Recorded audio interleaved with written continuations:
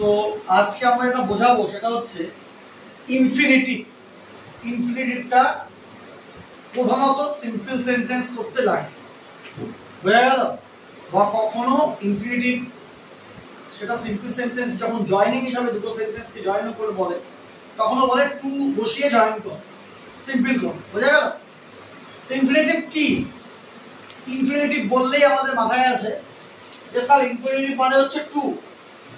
কথাটা ভুল নয়, ইনফিনিটিভ মানে টু, কিন্তু অ্যাকচুয়ালি ভার্বের আগে টু বসলে পুরো টু সমেত ভার্বটিকে ইনফিনিটিভ বলা হয়।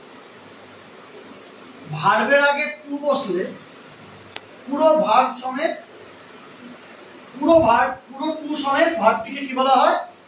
ইনফিনিটিভ। বোঝা গেল? টোটাল ভার্ব তার আগে টু, এই দুটো যোগ করে ইনফিনিটিভ বলা হয়। কিন্তু আমরা কি জানি? সাধারণত আমরা জানি টু মানে ইনফিনিটিভ, টু মানে ইনফিনিটিভ, কিন্তু টুর পরে ভার্ব থাকবে, আর টোটাল টু আর ভার্ব নিয়ে হচ্ছে ইনফিনিটিভ, পুরোটাকে বলা হয় ইনফিনিটিভ। ক্লিয়ার হয়েছে? ক্লিয়ার হয়েছে? টু দিয়ে জয়েন করতে বলতে পারে, সিম্পল সেন্স করতে বলতে পারে। কে বোঝাতে ইনফিনিটিভ ব্যবহার করা হয়? We began to walk. দেখো ওয়াক হচ্ছে ভার্ব, আমরা শুরু করেছিলাম হাঁটা, টু ইনফিনিটিভ, তাহলে টু ওয়াক পুরোটা হচ্ছে ইনফিনিটিভ। ক্লিয়ার? তারপরে বাক্যের পথে সাথে to lean out of the window is dangerous. Lean মানে ঝোঁকা, জানলা দিয়ে ঝোঁকাটা ঝুঁকিপূর্ণ, যে কোনো কিছু।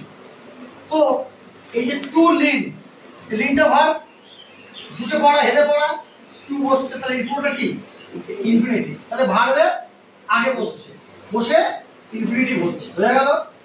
এরপরে উদ্দেশ্য বোঝাতে he went to France to learn French. তাহলে টু লার্ন ফ্রেঞ্চ, তাহলে এই যে টু লার্ন, এটা কি?